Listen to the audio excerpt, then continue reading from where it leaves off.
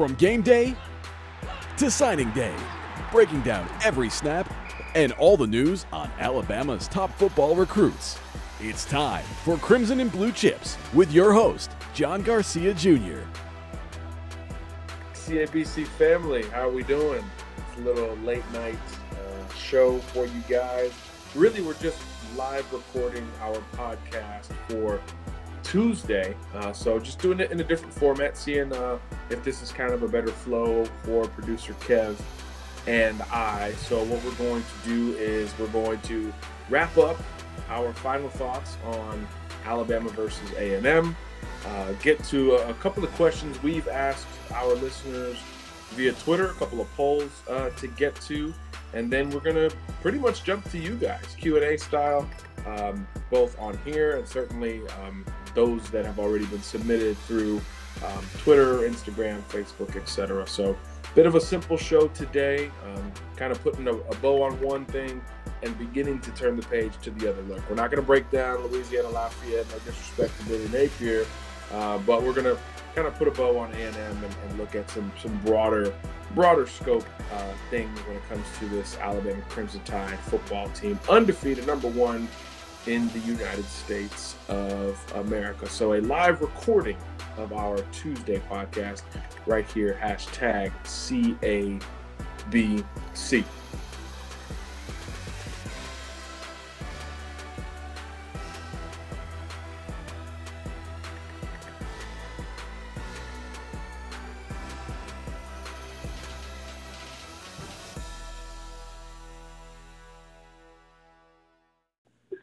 It's been about 3 weeks since we had Hank South on Crimson and Blue Chips, and that's probably a little bit too long these days. Too much recruiting information and news to decipher, and obviously as good a time as any to bring him back following another big visit weekend in Tuscaloosa. Multiple official visitors, Hank, and I think we got to start with the top, right? The number one player in the country on the 24/7 Sports composite, Kayvon Thibodeaux. Spent some time with Nick Saban, and we know it was a bit of a different visit for him. He had some things he wanted to get accomplished while in town. Yeah, Kayvon Thibodeaux, number one player in the country, five-star Jack linebacker, target of Alabama, is making his third visit back to Tuscaloosa since April. He made his first ever visit down to the Capstone. Beginning of April, stayed the weekend, came back for the championship weekend in June, did the same thing. I mean, it really felt like Alabama had a lot of momentum at that point in his recruitment. It's always, you see kids on the West Coast, and they typically stay with those West Coast powers like USC, like UCLA, Oregon. But Kayvon Thibodeaux, he's just kind of seemed like a different cat since the beginning as far as kind of how he's approaching his recruitment. And Alabama is certainly a major contender for him. Getting back on campus, I think this weekend was important. He was originally talking about doing the Iron Bowl as his official visit, which I think would have been a significant time to do it as well. But, coming back this weekend for obviously a big game against an SEC West opponent, coming off his Florida State official visit a couple weeks back, and considering Florida State, USC are kind of those two schools we're watching with Alabama competing against Alabama. Both those guys are off to 1 and 2 starts, or prior to the visit. I think both those schools won this weekend. I don't know the Florida State score, but struggling to start, needless to say, with Florida State and USC. So to get them on campus and kind of, get the momentum rolling back in Alabama's favor, I think was big with Kayvon Thibodeaux. He came in on Saturday morning, left this morning. He actually had a really interesting tweet. He said his great-grandfather was from Alabama, who's passed away, and Nick Saban signed a picture for him, and it made his grandmother really happy, who was alongside him on the visit as well. So, I think it was important. He spent time with Mac Wilson. We saw that on Twitter. He got more questions answered. Obviously, in official visits, they go a lot more in-depth as far as kind of showing them the campus, showing them the academics of it all. I actually spoke with Kayvon's mom tonight, and I'll have the interview up on BamaOnLine tomorrow morning. But she was really impressed with everything too. Obviously, the moms always like the academics, I think she said he wanted to major in entertainment law, if I'm not mistaken. I think I've heard they that. have a program for that. Yeah. So they have some sort of program for that, I guess, and so it sounds like they really blew him away.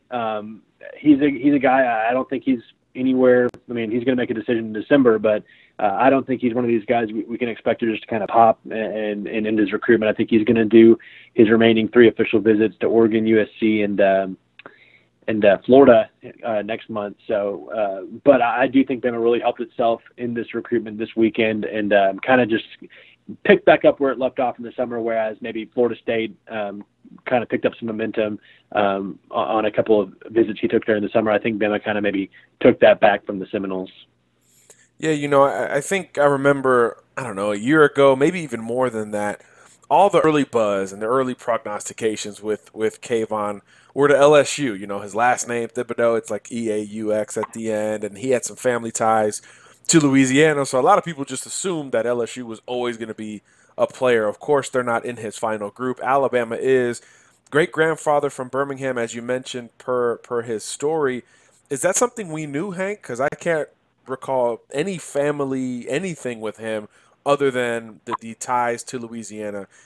Did we know that already? And besides that, how important may that be for a guy like that going across the country, potentially? Yeah, that was news to me when I saw his tweet this morning about that. So I thought that was really interesting. And, family ties always can help in that kind of situation. He's going a long way from home if he were to choose Alabama.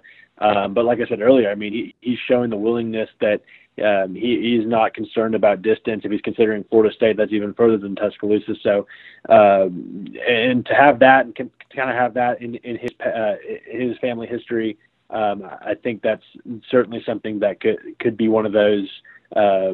Not obviously not a deciding factor, but something that when you look at the pros and cons, you can kind of put that on the pros side as far as being able to kind of honor your elders and getting kind of corny a little bit. But I mean, kids think about that when it comes down to when you're deciding between programs that all have such great history. So yeah, I think that's something that could certainly play to Alabama's favor come decision time. Yeah, so we think more of a Bama FSU situation with some of those West Coast schools in the mix. So fairly clear, not crystal clear. And speaking of that situation with a 5-star, let's move to Clay Webb. He was on campus. He did visit. Mom came along with.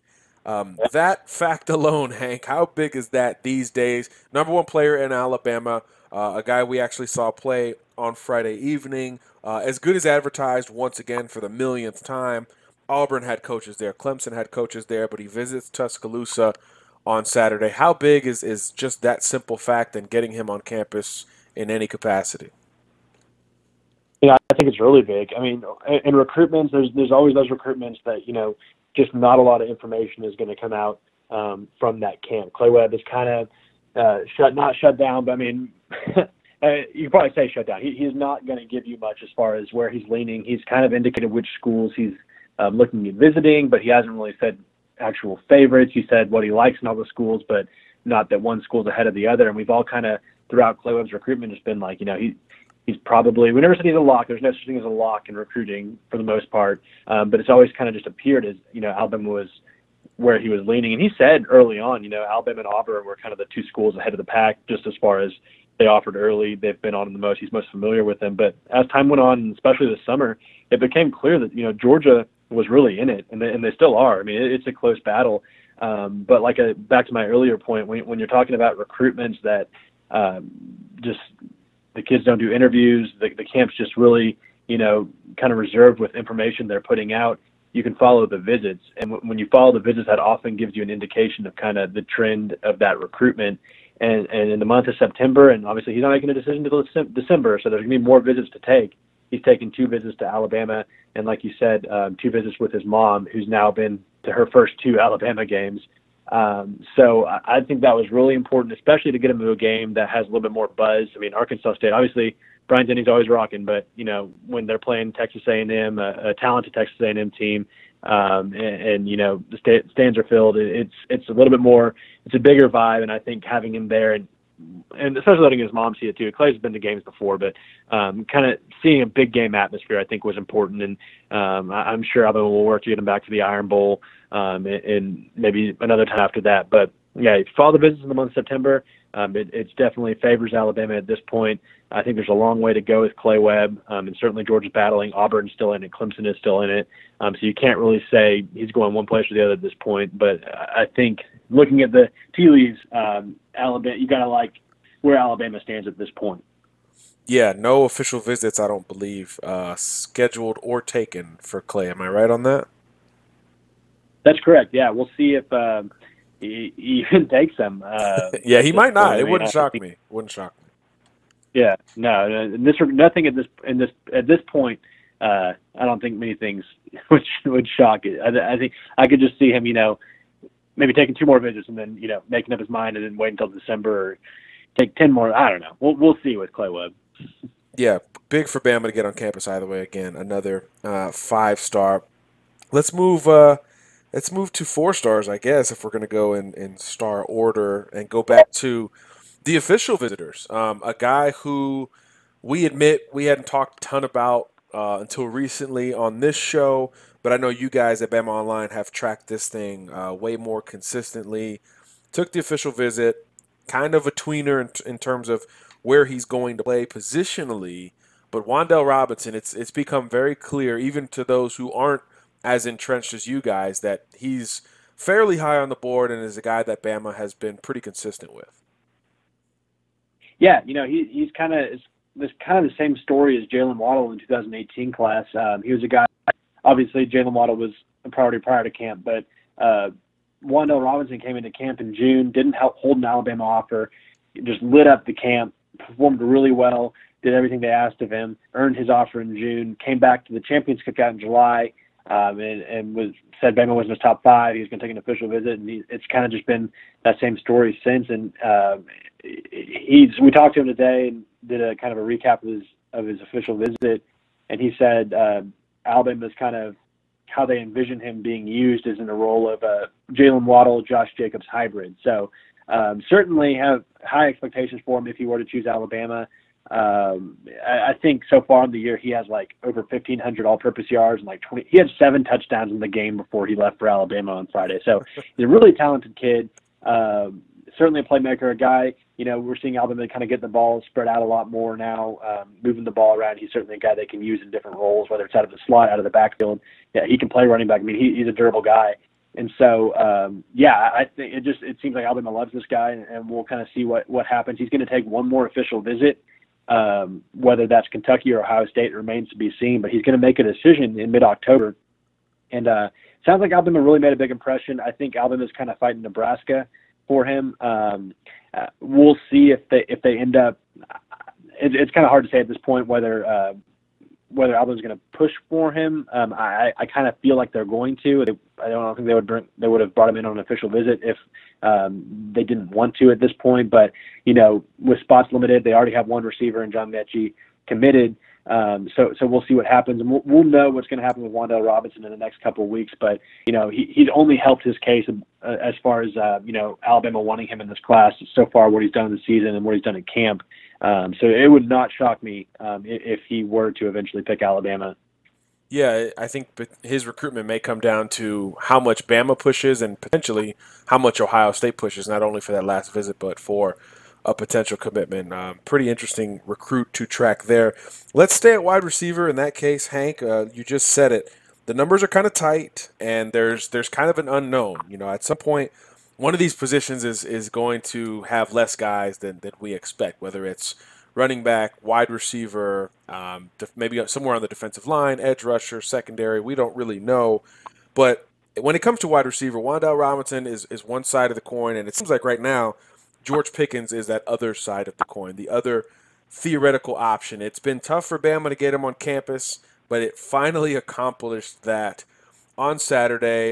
He wasn't alone. We know that some of his Hoover teammates were there as well. What else do we know, if anything, about George's visit? And again, Florida State was a school that we thought was a big threat. Their season's going another way. So where is George Pickens right now in his recruitment? What do we know about Auburn's feeling with the strength of his commitment, and how big was it for Bama to simply get him on campus? Hey, you talk to different people about this, and I think there's a wide array of opinions. I don't think there's been a whole lot of panic on the Auburn side at this point. He's visited the Plains a couple times so far this season. But just the fact that, I think in an earlier interview this season, he said he wasn't going to visit Alabama. And then where is he 3 or 4 weeks later? He's at Alabama for one of their biggest games of the year. So I think just that it's showing definitely his willingness to listen to others. There's been talk about, and Tim Watts reported this in our BOL Nuggets feature this morning or late last night, that there might be a little bit of concern with kind of Auburn's passing attack at this point. I think they're ranked 104 in the nation overall. So I think that it just doesn't. You talk to some people and they feel like there's not a lot of panic for Auburn at this point. You talk to others and it seems like maybe he's not too far from maybe a change of heart, maybe a decommitment or a flip. So it kind of remains to be seen. I think Saturday was a really good kind of laying of the groundwork by Alabama as far as, maybe making a push for him. Obviously, he's very highly thought of and a guy they would like to add in the class, seemingly. So I think getting him on campus for a big game, kind of later in the process, it's not one of those, spring visits or summer visits where they're just taking it to kind of get out and do something. He's actually giving it serious consideration. And another thing we talked about with George Pickens is Bama offered so late. So everyone kind of just wrote Bama off, but kind of said, he's going to have hurt feelings. They offered him in May of 2018, almost a year after he committed to Auburn. He's blown up all this time since. But that's something he's really not been concerned about. When we talked to him about it at the opening in July, he said, he's like, I don't blame him. They didn't offer me until later. He's like, I had a hurt ankle when I worked out for him this prior summer. They wanted to see more. He totally got it. So I think just kind of their later push, I think, he's obviously seeing what Alabama is doing through the air with Tua right now, and he's certainly giving them a look. So I think the next step with George Pickens is whether he decommits or not. I think he's going to take his official visits, and I think Auburn's really going to have to work to hold on to him because it looks like he's giving serious consideration as far as other schools go outside of the Tigers. Yeah, and that's what you said there is key. He's going to take official visits. That's really been the only constant in terms of when he does speak to us. It's that, hey, I want to take official visits. Now, he's had a couple scheduled that he didn't follow through on, so we'll see how that materializes, but he has always said he wants to take official visits. Will be very interesting between Wan'Dale Robinson, George Pickens at that wide receiver position. Is there space for one? Could there be space for both? Either way, it seems like Robinson, that answer will be with us a little bit sooner than the George Pickens question, which could last, I don't know, all the way until February for all we know. I don't believe he's an early enrollee or early graduate, anything like that. So certainly something to watch. Speaking of the guys committed elsewhere, George Pickens committed to the Auburn Tigers. How about an LSU commitment? Marcus Banks, a cornerback from Texas. He was the third official visitor along with Kayvon Thibodeau, as well as Wan'Dale Robinson. He's definitely a guy that I know you're more familiar with, Hank being a Texas guy. We haven't spoken much about him on this show. What do we know about where he is on the board? Is he a corner? Is he a safety? Is he a priority at this point? And how solid is that LSU commitment following 48 hours in Tuscaloosa? Yeah, I think he's a guy, and you look at 24/7 Sports, we kind of have a breakdown when you look at different schools as targets. There's top targets, there's high choice targets, and there's interested and scout look. I think I would classify Marcus Banks as more of a high choice guy at this point. Obviously, the defensive backboard may be getting I don't want to say shuffled, but with Axel committing to Michigan, a lot of options kind of opened up as far as who the staff was going to look at, and this was also included in Nuggets that Tim Watts posted on BOL Nuggets on BamaOnLine.com. I think Marcus Banks is a guy the staff really likes, and they offered him in January. Nick Saban and Jeff Banks went by his school. This is another example of Jeff Banks kind of having these inroads in the Houston area and having that prior relationship with Marcus Banks. They got him in on a visit for Junior Day in January. Got to know him. He was really high on Alabama. And then in the spring, he came out with the top three. Alabama was in it, and he ended up committed to LSU in the summer. But as of late, he's been showing his willingness to look around. I think he's still really interested in Alabama. It's just it's kind of in that I'm trying to think of the words, kind of in that area right now where it's just not totally clear as far as whether Bama will push for him. They have guys like Noah Pola-Gates, who's a big cornerback target of theirs. They have Akeem Dent, who they're trying to work a flip on from Florida State, the 5-star cornerback that's currently committed to the Seminoles. So I don't think it's a situation where Marcus Banks would necessarily have to rush right now to make a decision. I think they definitely want to keep contact with him and keep recruiting him in case a situation arises where they do want to add him to the class. I'm not saying they don't want to do that right now. It just seems like a situation where the staff isn't in too much of a hurry to make that call just yet on Marcus Banks. I think they know where they stand with him, and if they want to make that push down the line, I think they'll have the opportunity to. Yeah, another guy where the number situation is just as intriguing as, hey, how many stars does he have? What position? Where is he currently committed? All of those things. It gets quite tricky here as we get closer and closer to cold weather. At least cold weather in the south, I should say. It's probably cold somewhere up north. All right, so that's all the official visitors. There were a lot of big names at Texas A&M, guys, for the Texas A&M game. Again, get over to BamaOnLine.com. Hank South, Tim Watts, those guys.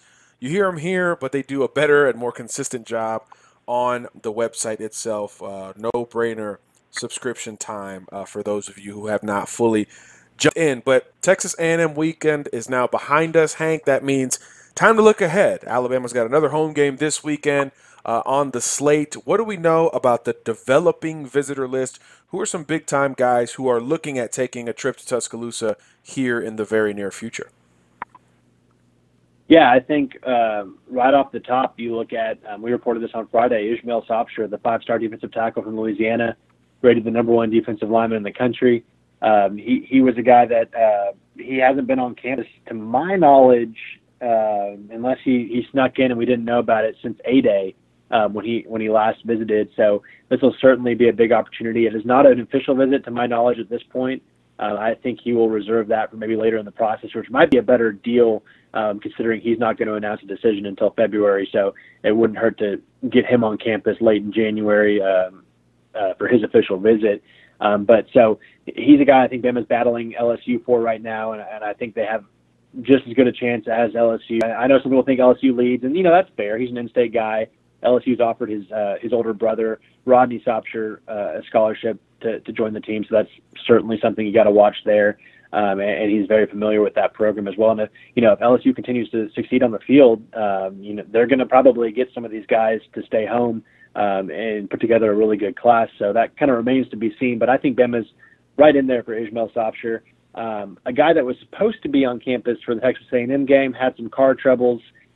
Working on, he's not totally set in stone on the visitors list yet, but Nakobe Dean, 5-star inside linebacker from Mississippi, he's trying to get back, which, anytime Nakobe Dean gets on campus this season is going to be a big deal considering he's already taken his official visit to Alabama. So that means he's not on another official visit, and that means it's just one less week, and he can schedule another visit to another school before he signs and enrolls early. So if he's able to make it back, that'll be a big deal. And then a couple of interesting guys that are set for official visits. We'll see if those plans stay through. Braylon Ingraham is a 4-star defensive lineman from Fort Lauderdale at St. Thomas Aquinas. He's going to be in attendance for an official visit. Maybe another guy we're going to start talking about a little bit more as far as maybe coming into that defensive line picture. And then interesting safety who confirmed last week he's still planning to attend on an official visit is Jelani Williams, a 4-star safety out of St. Louis, who's actually been on campus twice already this year, once for the Champions Cookout in June and then once for Junior Day earlier in the year. So maybe he's a guy now that Dax Hill's, I don't want to say out of the picture, he hasn't signed a letter of intent with Michigan or anything, but now that they're kind of looking at other options in the secondary, maybe Jelani Williams is a name we start talking about more if he ends up making that visit this weekend. So, not as big of an opponent with Louisiana Lafayette, but some certainly big names, and it'll be another big opportunity for Alabama to continue to build some recruiting momentum. I'm sure that you and the fellas at Bama Online will have it covered leading up to kickoff on Saturday afternoon. Hank South, you do a great job. We appreciate you. You're a cheat code for us, and we love to lean on you this time of year, man. Great job, and we'll be watching. Thanks, Sean. Appreciate you guys having me on. Well, Producer Kev, I guess we'll just jump into kind of our wrap-up of Yeah. of the A&M game. We came on here Saturday evening with a very live and raw recap as soon as the clock hit 0. So obviously we didn't have a lot of time to watch the tape, to go back and do any of the things we would normally do. So now we've obviously had that opportunity. Anywhere you want to begin with kind of where you're at now, watching the game again, a couple of days removed from its conclusion? Yeah, I think I want to talk about the O-line play, since we've been getting a lot of stuff about O-line play. I definitely think that, like I said in the show after the A&M game was done, I stressed the fact that this offense is a lot of RPO based stuff, and the run game is going to look a lot different. I think in true drop back passing situations, the pass protection looked excellent, looked amazing. Pockets were big. Tua could step forward, backwards, left, right, any way he wanted to in the pocket. So that being said, there wasn't a lot of movement up front in the run game, but it's not these RPOs and stuff aren't really made to drive people off the ball. They're more position blocking and stuff like that. So Yeah, that's my main point of emphasis for the for what I've seen. Again, watching the game a second time, and having a little bit more chance to watch it. Yeah, with again, it wasn't all RPO, but there was a good amount of it. I thought the offensive line, I thought it got to the blocker, or it got to the assignments very well, sustained the blocks. I did think that there was, however, a lack of drive thereafter. So Bama did well getting to the assignments, engaging, sustaining the block, holding that block, but I didn't think that they drove as well, didn't move the line of scrimmage as well than maybe a lot of fans were used to. So maybe it's a combination of, hey, this offense is changing. It's going in a certain direction away from the power running game, at least as consistently as we've seen in the past.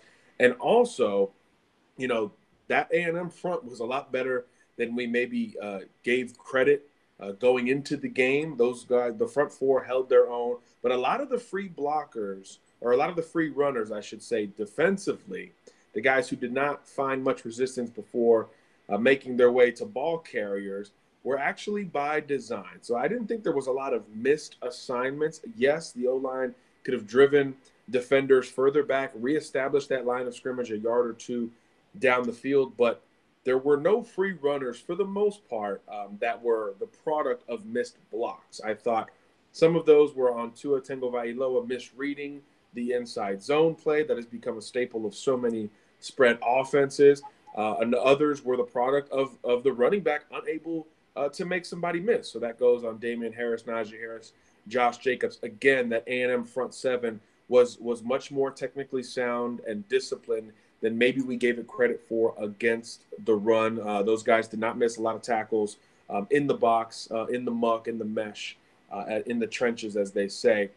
So I thought combination of those two things contributed to what was not a bad running effort, but obviously not what a lot of people expected. So the extreme side says, oh, the O-line's gone to crap. Everyone's trying to throw too much, and Bama can't block anybody. Well, it's not quite all the way there, but everything is not peachy at this point either. So I think a happy medium is where the program is, and obviously playing Louisiana on Saturday will be a nice, quick turnaround to remedy that situation. A couple of notes that I took on the rewatch. Kevin and I covered the offensive line situation.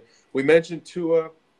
A couple of misreads there with the running game. I thought he could have pulled the ball a couple of times. He left his runners in a bad spot a couple of other times.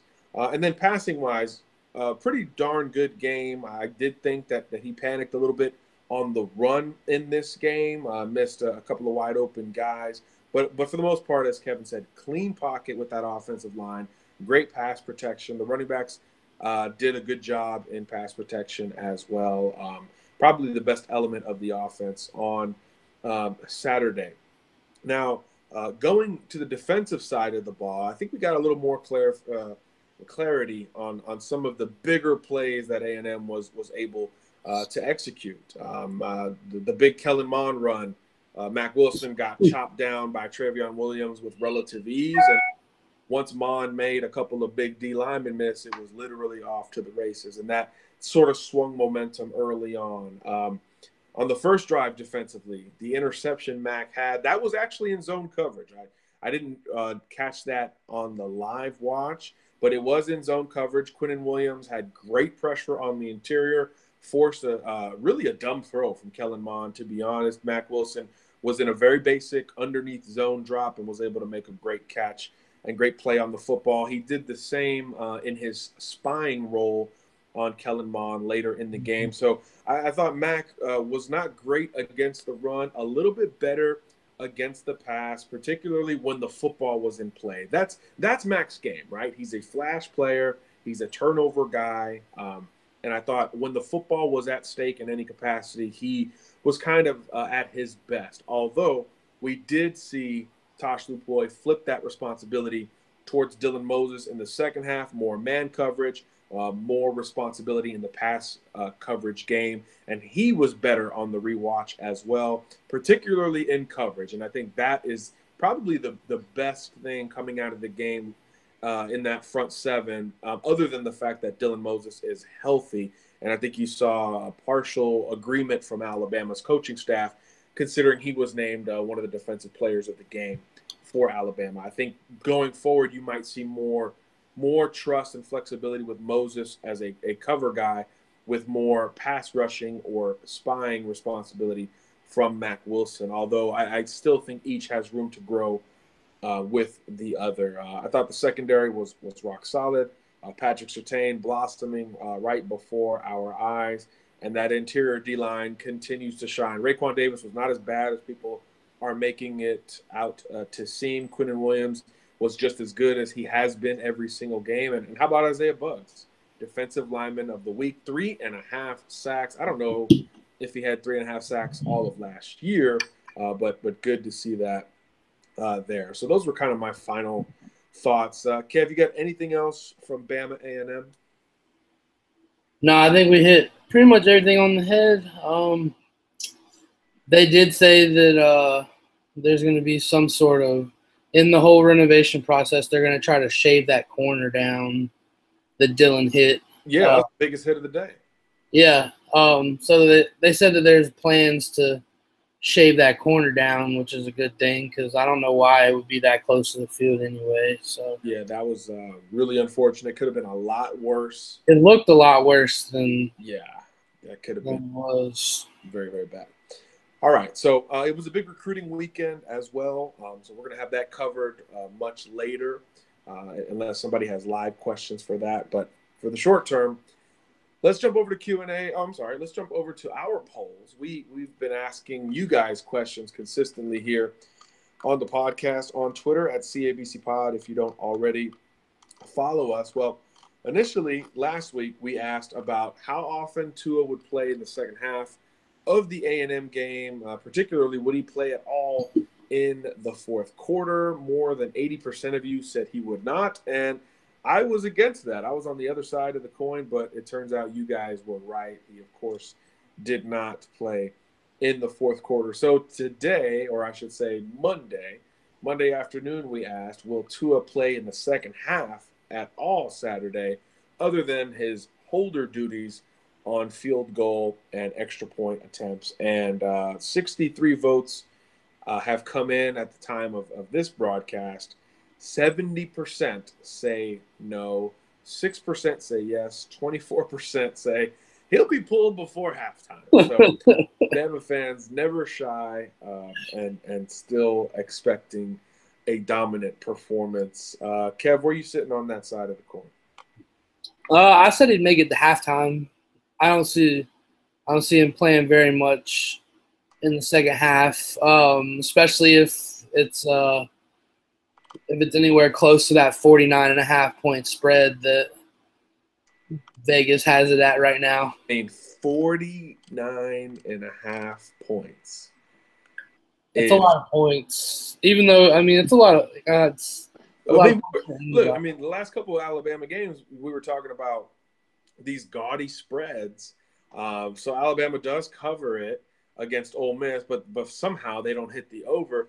And then against A&M, Alabama just misses covering with that late touchdown run by Kellen Mond, where both Dylan Moses and Deontay Thompson missed open field tackles, and they were able to cover the spread on that play. And now all of a sudden Vegas goes 49 plus. 49.5. I mean, how could anybody take that? Look, Bama, I mean, I'm going to pull it up right now, actually, because I'm curious. Alabama has not scored many points in the second half this season. So I don't know. I just don't know how anybody could feel comfortable taking that type of spread. I mean, it's quite ridiculous, to be honest with you. So in the Louisville game, Alabama scored 23 points, which is probably the season high. Arkansas State, Alabama scored 17 points. Against Mississippi, Alabama scored 13 points. And against Texas A&M, Alabama scored 14 points. So Bama's been in the teens all but once this year in the second half. Bama has taken the foot off of the gas in these situations. So there's no reason to believe that Saban, facing another assistant, and this will be Billy Napier's first time as a visitor at Bryant-Denny as a head coach anyway, you don't think that he would run the score up or have the pedal to the metal against the former Alabama wide receivers coach. So that spread is just insane. But if you do believe Bama can get there, then to me you're saying Bama's going to score in the 40s in the first half alone, which is it might be likely, but that just still feels like a ton given just the nature of football and the nature and the knowledge that Billy Napier has of this program. So I would stay away from that line. Kev, do we know the over under for this game? The over under, I don't know it off the top of my head, but I'll find it out real quick while we're talking. It's got to be. I mean, if the spread is 49, if the spread's 49.5, it's got to be 60, 70. It's got to be pretty high up there. And we're not gambling, man. This is for entertainment purposes only, of course. But quite the number early on in the line for Alabama hosting Louisiana Lafayette. A good group of visitors coming in for that game. May be surprising to some, but that is the case at this point. Before we move over to Q&A, I just want to make sure that broadcast is going well here. We'll check out some of the comments. Kevin's face, you guys can't see it, but Kevin's face is telling me that there is potentially a strong number about to be the over is 65.5. 65.5. So Vegas is saying that Bama's going to win this game by 50 points. The predicted score is 55-9. 55-9. So 3 field goals for. I mean, Billy Napier can't even get in the box. I mean, man, that's tough. That's tough on the former Alabama assistant. But we'll see. We'll see. There's obviously talent in Louisiana, and they've been able to stockpile some of it. And then they've hung with a couple of guys this year. I don't have their schedule pulled up, but they're not terrible. Maybe not the worst team that Bama is going to face this year. So something to keep in mind, and I'm sure we'll talk a little bit more about that as we get closer to kickoff. Producer Kev, anything else before we jump to Q&A? No, I'm good. All right, if you're good, we're good. I guess we'll start with our guy, Carl Lenzner, at CA Lenzner1. We didn't get to this one before. And he asked us between the Alabama roster and the Georgia roster one time, what would we take?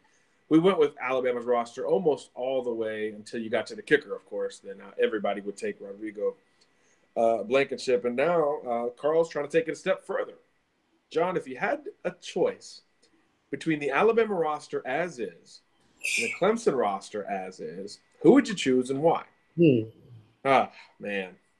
I mean, once again, I mean, where are you going to go? You're going to start at quarterback, which I don't know. Are we talking one game right now, or are we talking for the next few years? Because Trevor Lawrence is now the starter at Clemson, and he's got a lot more eligibility than one Tua Tagovailoa. So that would probably lean me towards Trevor. And I know there's some oohs and ahs going, but I'd rather have the guy for the extra year if the talent level is the same, and we think it's pretty close.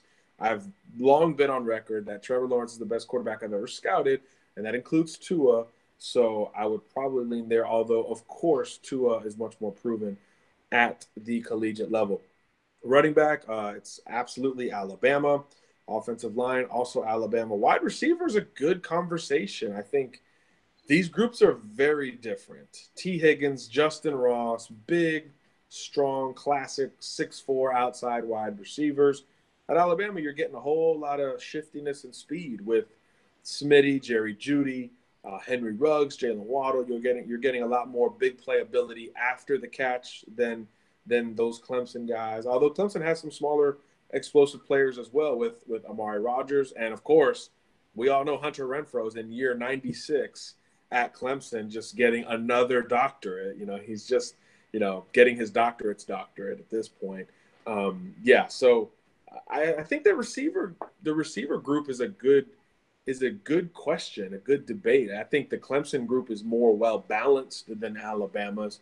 But that big playability and the speed of Alabama's, I think, is a little too tantalizing to pass up. So offensively, basically every spot going towards Alabama with some questions at quarterback and wide receiver. And then defensively, Carl, comparing the two rosters, D-line is tough. I mean, man, how do you go against that Clemson group, though? They have everything. I think what Clemson's group has that Alabama's doesn't quite have is the edge. They've got pass rushers who can get to the quarterback with speed and power on the outside. I think Alabama has to manufacture it just a little bit more, especially, Carl says as is. So that means Terrell Lewis is injured. That means that Chris, I'm forgetting his name now, is out for the year still, the linebacker Chris Allen. So, that's a tough one to swallow there. But if you're saying as is, I would take the Clemson front four.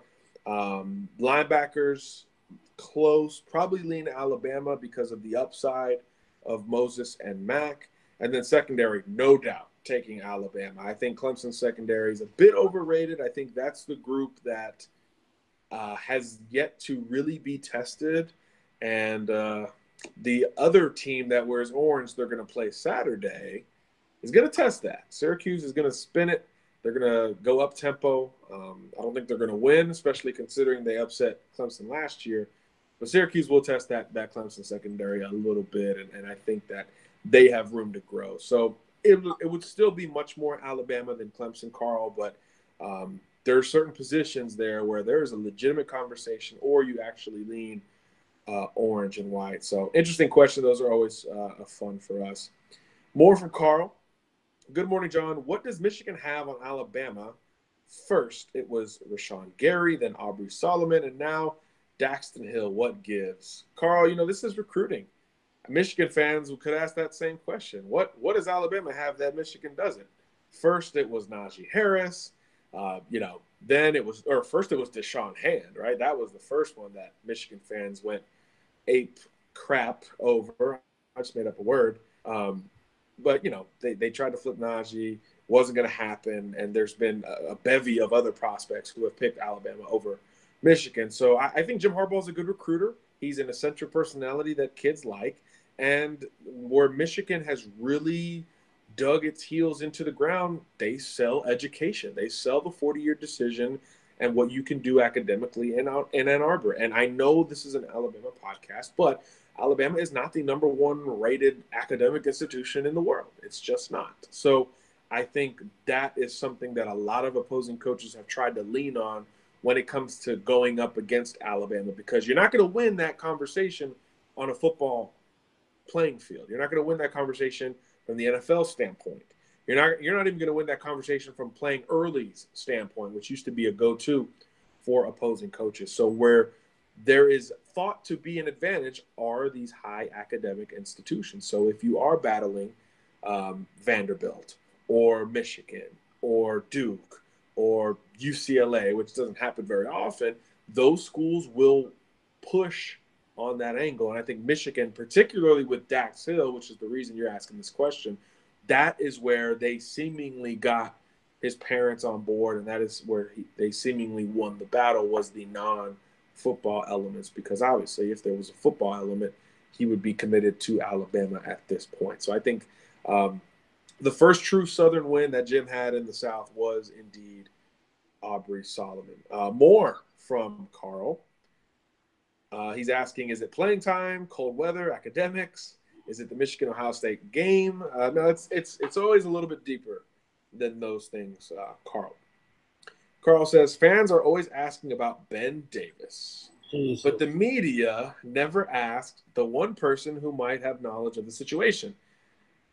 It is my opinion that Nick Saban might have knowledge of the situation with Ben Davis, and he might be able to shed some light on it. Just a thought. I could be wrong. What are your thoughts? Yeah, I mean, Nick knows more than we know, Carl. There's no doubt about that. But I just think that it hasn't – fans have been more concerned about Ben Davis than the Alabama coaching staff and the beat writers, because there have been more pressing issues, mainly this quarterback situation, the injury situation, the damn wall at Bryant-Denny has become more of a situation. So I think that all of those things, when you're on the beat like that and you're with them every day, you have to have the pulse of the fans in mind, but you also have a job to do. And if Ben Davis is healthy and you're out there watching him in the early practice rotations consistently in the middle of the pack or the back of the pack, you kind of know the answer you're going to get before you ask the question. And we all know Nick's patience with the media is not exactly Zen-like. So I think most of the reporters on that beat sort of choose their questions wisely. At Laquan1, Kev might have a better answer to this one than me. I've heard some Texas buzz for Trey Sanders. Are they a legit contender for him?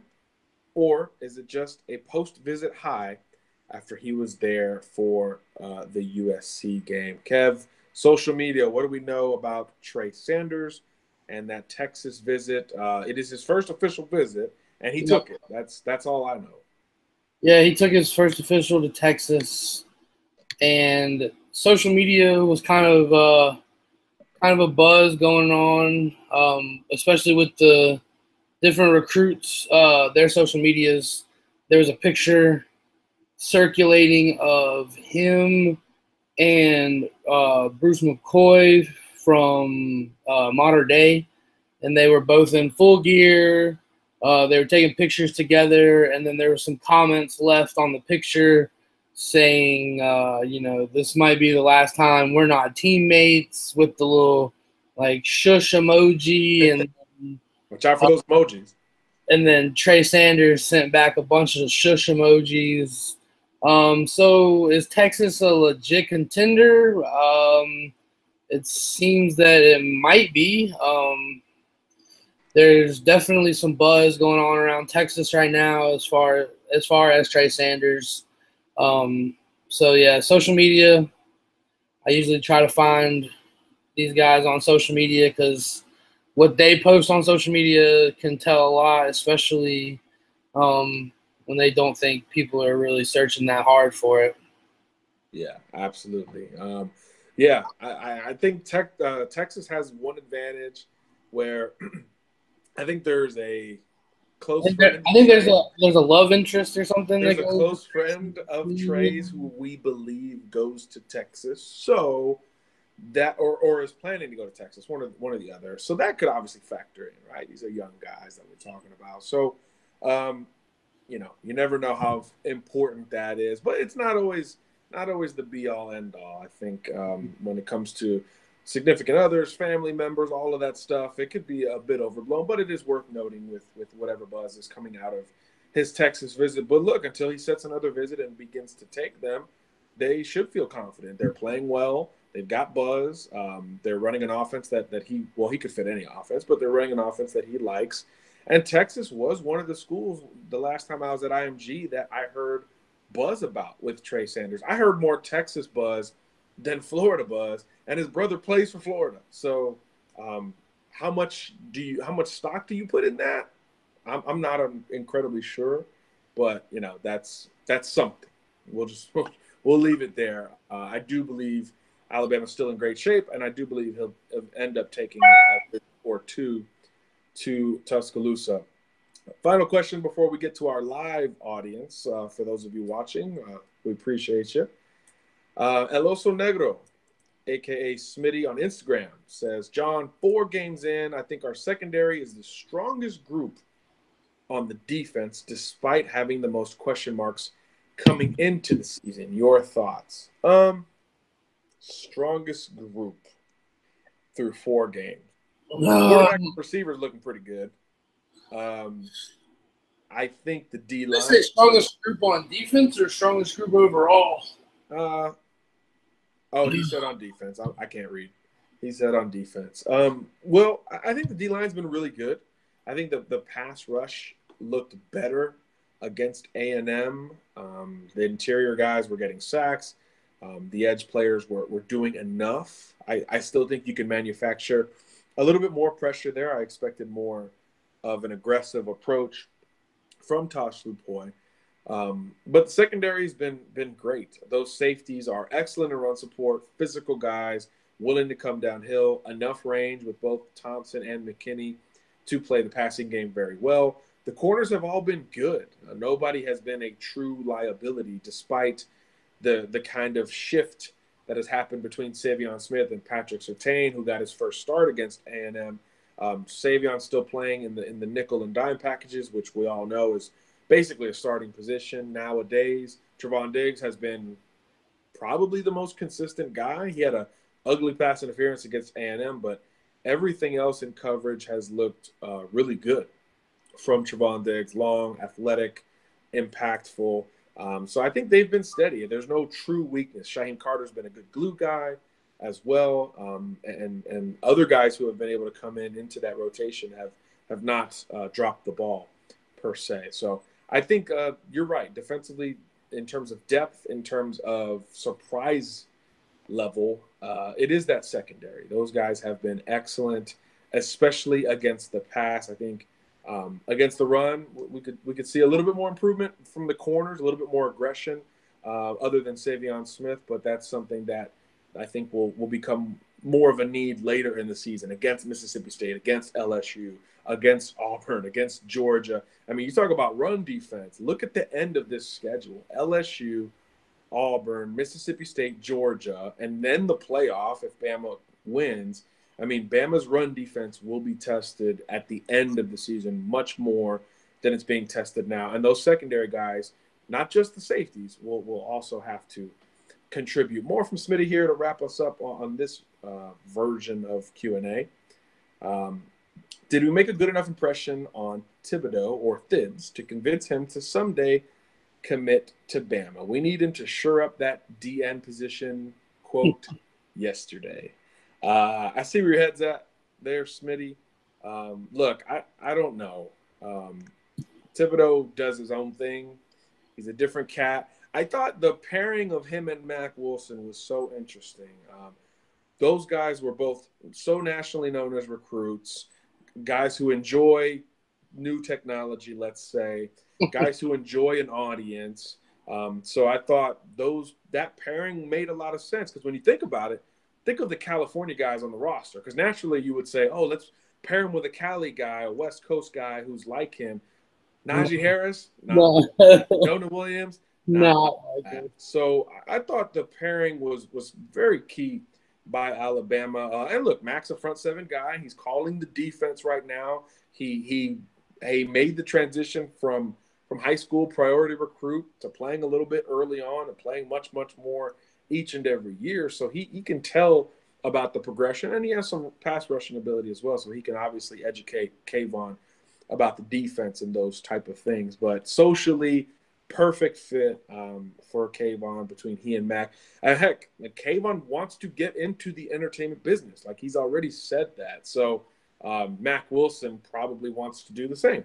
So I think that could be a great pairing. And if he ends up picking Alabama, I expect Mac Wilson to fully take credit for landing a 5-star, just like we used to see his buddy Reuben Foster do back in the day. So we'll see. Thibodeau obviously getting on campus 3 times in 6 months from California. That tells you all you need to know, in my opinion. We know FSU's a threat. We'll see how.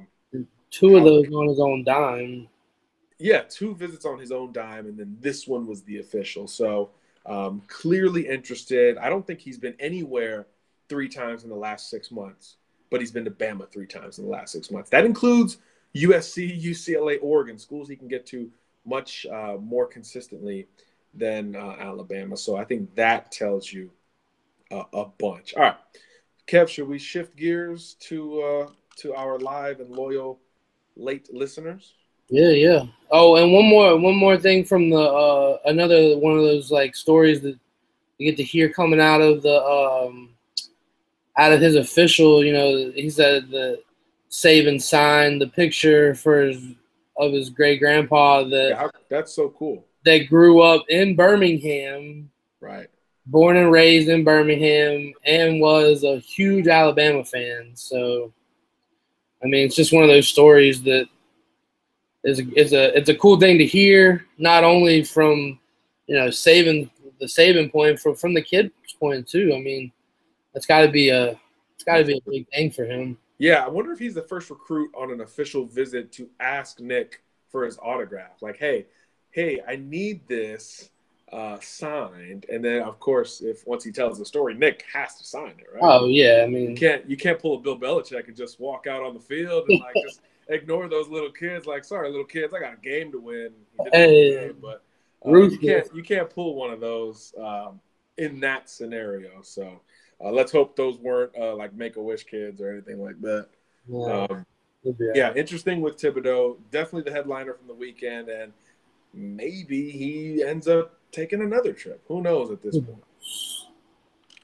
Yeah, so let's transition to what we got so far in the live chat. We got a lot of stuff in the live chat so far. That's a tumor. What up? Yeah, man. I know he's been trying to get in. He's missed the last couple or come in late at the last couple, but got in today. Let's see. So we did figure out that we were talking about Johnny. They were talking about Johnny Dwight instead of. So let's see. Did anyone notice that Johnny Dwight came in late on Bama's D-line with high energy and getting 2 sacks? See more from him. Yeah, Johnny Dwight. I saw Fedarian Mathis in there as well. They got to get those other guys in because when you, like we said, at the end of the season, when you're playing these big boys, you got to have a rotation. You're not going to be able to trot out Quinnen, Bugs, and Raekwon and be able to combat these guys alone for 4 quarters. It's just not something that really is possible over a long period of time. So you got to get that next wave ready. And I thought, like you said, the energy was really good, and there wasn't a clear drop off, which is really what you want to see. Yeah, I mean, really, the only one that you didn't see was Ben Davis. Why you got to do that? Why you got to do that? Because I just, let me keep the camera like right here so y'all don't see like my Ben Davis jersey shrine over here, and like you got the Gordo jersey, the Bama jersey, the Bama practice jersey for sure. Like let me hide that. So then, talking about, do you guys think that the O-line is better without Womack? That might be a hard question to answer. Well, he's running around now, so he might be back soon. Yeah. That's a really tough question. I mean, who do you take out right now? Right. 1, who do you take out? 2, it's a different offense. So this offense is a little bit more predicated on athleticism, and Jedrick Wills is a good athlete. We know Alex Leatherwood's a good athlete. The left side, ain't nobody touching that. So I don't know how you figure that out unless I mean, it's tough. It's tough. I mean, he could back up either tackle position. He's got experience. Obviously, you need him healthy first, but I think the line has more potential without Womack. Maybe in certain situations it's better with Womack, but with Matt Womack, you think of pass protection. You think of long, athletic, rangy guy, but the pass protection has been awesome this year. There really has not been much pressure. Tua has 0 interceptions, and I think part of the reason, well, we know there was one dropped interception, but part of the reason other than that is the clean pockets that he's been able, to enjoy. Yep. And I think you think of Matt Womack as that type of guy, but this O-line has been doing those things quite well as well. So I don't know if you compare Matt Womack to Wills and Leatherwood as run blockers. I'm not sure he's there. Kev, is it even a conversation? I mean, like you said, pass blocking, yes. Run blocking, I don't think so. I don't think you're gonna get better run blocking than Leatherwood and Wills out of Womack. I don't think that's gonna happen. But I mean, I don't know. We'll see how it comes as he progresses. And I think this game Saturday is good in terms of timing because there are things to work on in that running game. So guess what? Guess who's going to have to pay for that? It's going to be the Louisiana Lafayette Raging Cajuns. Front seven and might get work, and it might be a quick game. That game might be 2.5 hours. Yeah, I don't envision Bama throwing a ton. Now, does Nick start to think of a Heisman campaign for Tua? I would think no, but you never know. You never know. Nick has surprised us every year with something, so maybe that's his deal this year. I would think that Nick would want to be up 21-0 so he can get Jalen in the game and quell any more questions about a potential red shirt. Yeah. So yeah. Scrolling down a little bit more, you got any news on Terrell Lewis? I saw him on the assisted treadmill where it doesn't let you walk with all your body weight. It's it kind of fluctuates and it helps with that. So I saw him walking on that. So I mean that's a good sign, definitely. Yeah, I mean it's even with the technology. I mean ACL is just an animal. It's still we hear these stories of Adrian Peterson and all of that, and we think, oh, everybody can come back in 5 or 6 months, and that's a lot. That is a lot. It's not impossible, and technology is there. I mean, like Kev said, I mean this dude is pretty much running with a certain percentage of his 260-pound frame. So it's amazing. That's another gravity altered G, but guy, man, it takes a little bit longer for those longer, taller, bigger prospects or players to come back from things like that. And also, Adrian Peterson's a freak of nature, and Terrell Lewis might be as well. But this is not what he dealt with last year. He had that elbow issue last year, able to come back for the playoff, and he was a monster contributor. But this is a different animal. Not to mention, if your elbow's banged up, you can condition to some degree. When it's an ACL, there's not a whole lot you can do other than embracing the technology, getting in the pool, getting in the Alter G, zero gravity treadmill, things like that. But even then, how conditioned are you for football? So I wonder how much that could eventually be a factor as well. I never dealt with an ACL, but it is a true grind, and to some stretch of it, you kind of have to learn how to walk again and run again and all those things. I mean, I had an MCL my freshman and my senior year, so I mean, but that didn't require any surgery or anything like that. So I don't know what an ACL is like, but I can only imagine with going through an MCL. I can only imagine how bad the ACL was.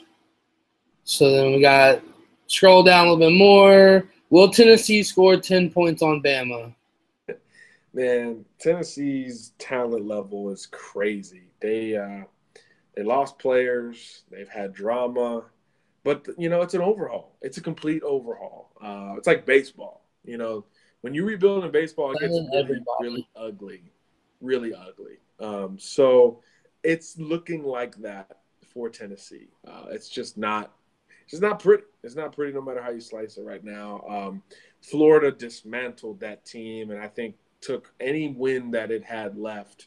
And what they get Georgia, they get Bama after that. I mean, it's going to be rough.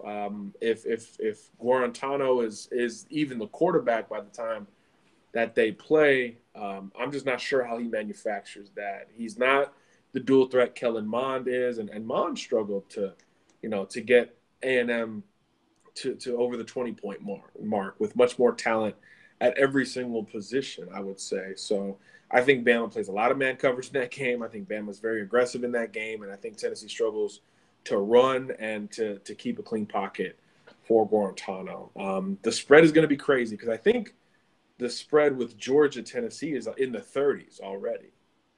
So it's going to be like that with Alabama and then some, because I think Alabama has looked much better than Georgia early this season. I'm not sure Tennessee hits double digits. That could be ugly. That could be a shutout. Yeah, the spread on the Georgia-Tennessee game is Georgia minus 32. Like minus 32 to a division rival, not only in conference, but a divisional rival. That is a traditional rivalry, which that is. We thought Auburn minus 30 was a lot last week, and now another SEC game is Georgia minus 32. That number may even grow before Saturday. Oh my! Crazy. So as we scroll down more, talking about Tua, I honestly don't think we'll ever see him play a single fourth quarter. Maybe championship game. Our defense is so strong, he won't go in the fourth. Wow.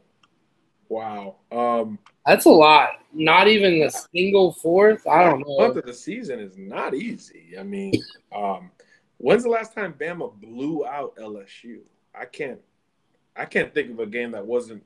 I mean, it might be the national championship game, and even then it was 21-0, but it was a skewed 21-0. Yeah, that Alabama defense didn't allow anything for. Who was the quarterback? Was it Jefferson? Was it Jefferson at LSU? But it's not like the Alabama offense was rolling like this. So Alabama blowing out LSU in any way is tough for me to even say. But I think, Tua's got to play in the fourth quarter. Don't you want him to? I mean, as an Alabama fan, what do you want him to play at least one full game? This kid has never played a full game in college. And let's be honest, he wasn't playing full games in high school either because it was a similar situation. So we literally don't have a full game sample size of Tua Tagovailoa other than the spring games and 7-on-7. So what a time to be alive. Jordan Jefferson was their quarterback that year. It was Jordan Jefferson. They were terrible on offense. They had – man. Their defense was nasty, and Bama's defense was – people still say that their offense was good. They just didn't have anybody to throw it to them. They had Odell and Reuben Randall and Russell Shepard. Wow.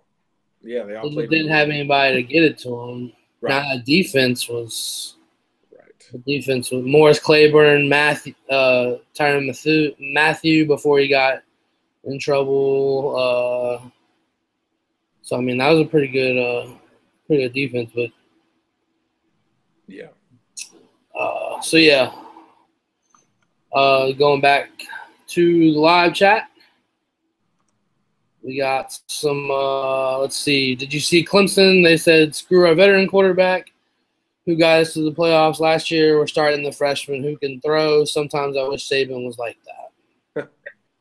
Yeah, I think it was a little more drastic for Clemson because the Kelly Bryant struggles popped up at multiple points last year, including against Alabama in that semifinal, where they couldn't do anything.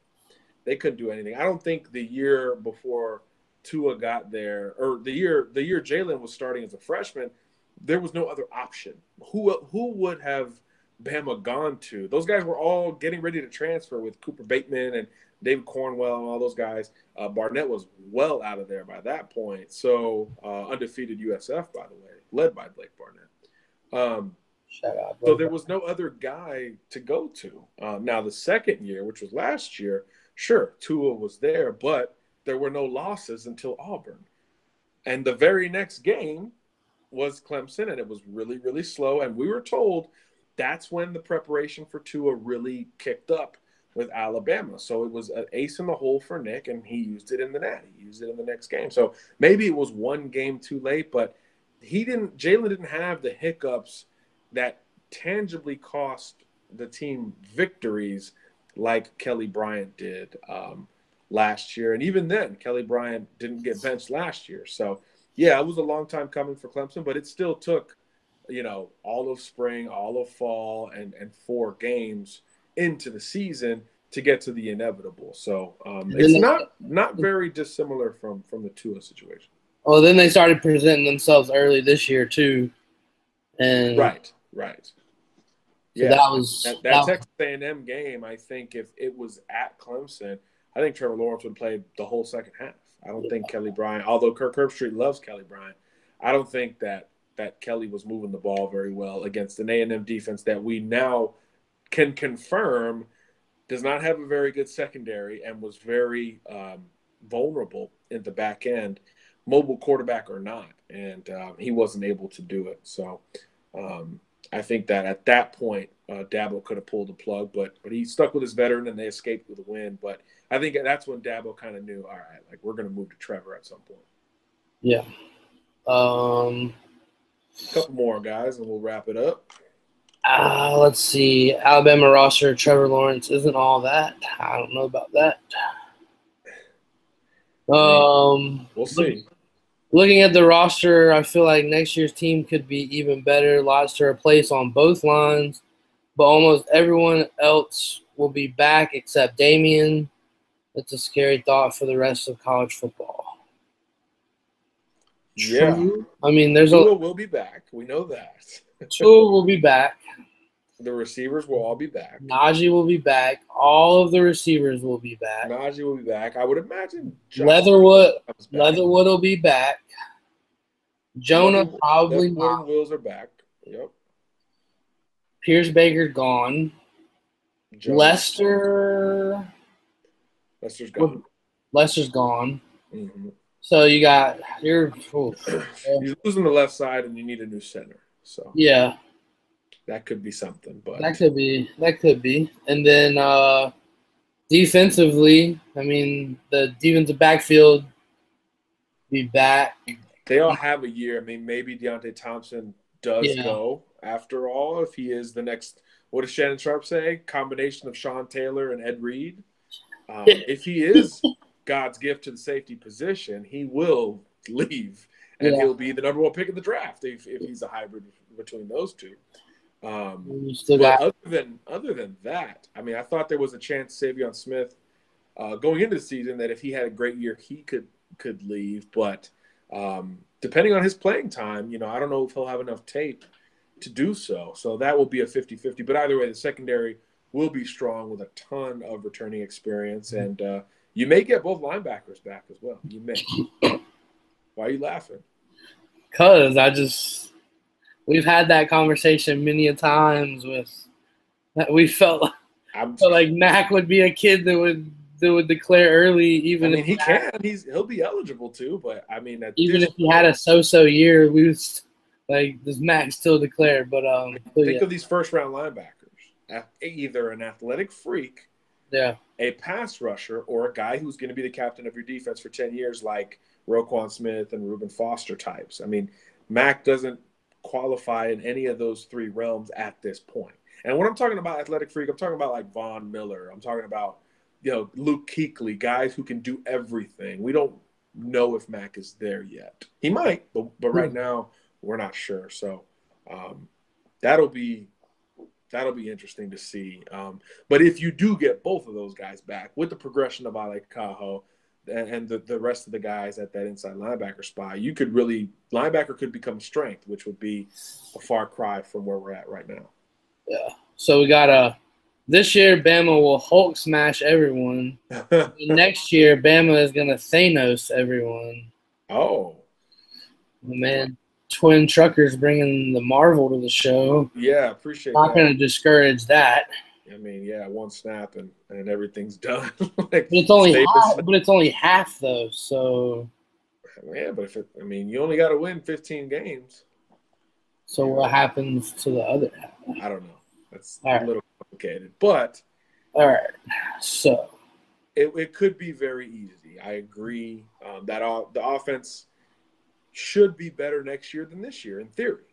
So that alone is disgusting, just putrid. It should make people who aren't Bama fans or SEC fans stop watching college football. Yeah. Is Surtain already our best corner? Anoma is starting to get more reps, and I feel like he might be the best freshman by the end of the year. Best freshman category will be a fun race between Surtain, Anoma, Jalen Waddle. Skylar DeLong didn't have his best day Saturday, but he'll bounce back, we would think. Best freshman is going to be a fun race. I don't know if Surtain's already the best corner. Look, he is the best corner coming out of high school in terms of polish, size that I've ever seen. So in that regard, yes, coming out of high school, way more advanced than Trevon Diggs or Savion Smith or anybody else on this Alabama roster. But is he already the best corner? I think he still has a lot of room to get better. His physicality could improve. I think he looks a tiny bit tentative, and maybe I'm overstepping just how patient he is and how comfortable he is in his technique. But he does look a tiny bit tentative before the football is released. So early in the routes, things like that, I'd like to see him progress as a rerouter, as a jammer, if you will. Just things like that. He's got room to grow, which is scary because he's already in that conversation 4 games into his post-high school career. That's how good he is. That's how good he was coming out of high school. And again, that was a very easy evaluation for us. Yeah. Yeah. So getting down towards the end of what's in the live chat. Talking about Anoma, is Tim Williams on steroids? Pretty much. Yeah, Anoma has put on some weight. He looks really good. Freakish. We could see a 4-peat. Who knows? Maybe. It's a lot. Yeah, let's see if Bama can get to 2.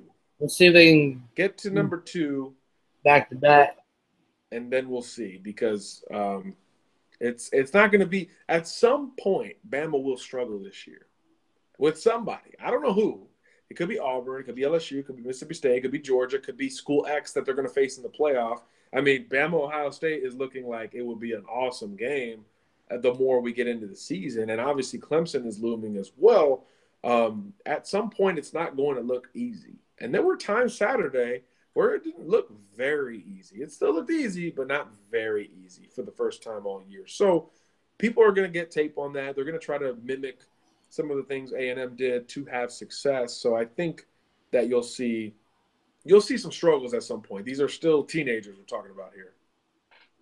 Yeah, definitely. Not every team can make it through every game without a challenge. But there'll definitely be one somewhere for them. So let's see. Johnny Blaze came in real late today. Who is Alabama's biggest surprise player? Who's your surprise so far this year, John? For me, I would say Ross Piercebaker transitioning to center and doing it pretty darn well. A little bit of a rough start against Louisville. Really, really good since then. I didn't expect the transition to be that smooth, so that is somewhat surprising. Either him, Deontay Thompson, Xavier McKinney, Trevon Diggs. Man, I thought Trevon Diggs would be the third corner at times going into the year. So in terms of starting versus not starting, it would be Trevon Diggs. But in terms of transitioning to another year, it would be Ross Piercebaker for me. Nice. All right. Bama will probably struggle with LSU. Ohio State cannot hang with Bama.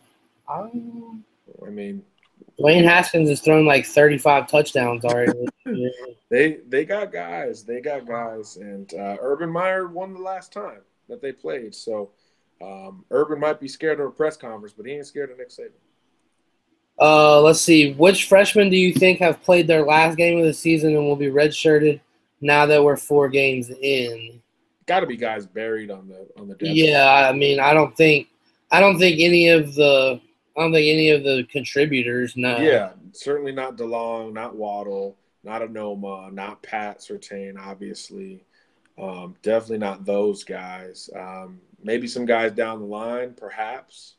But I don't think. Like Jalen Moody, the linebacker, he's probably a red shirt. Guys we haven't seen play yet, like Tommy Brown on the offensive line, what have you, probably headed for a red shirt. But the guys you're seeing on the field consistently, I don't think it is guaranteed. And let's not act like a lot of these are guaranteed. A couple of injuries happen.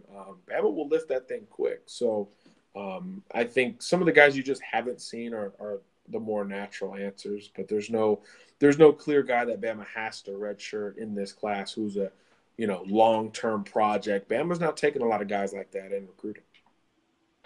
Yeah. Yeah. So.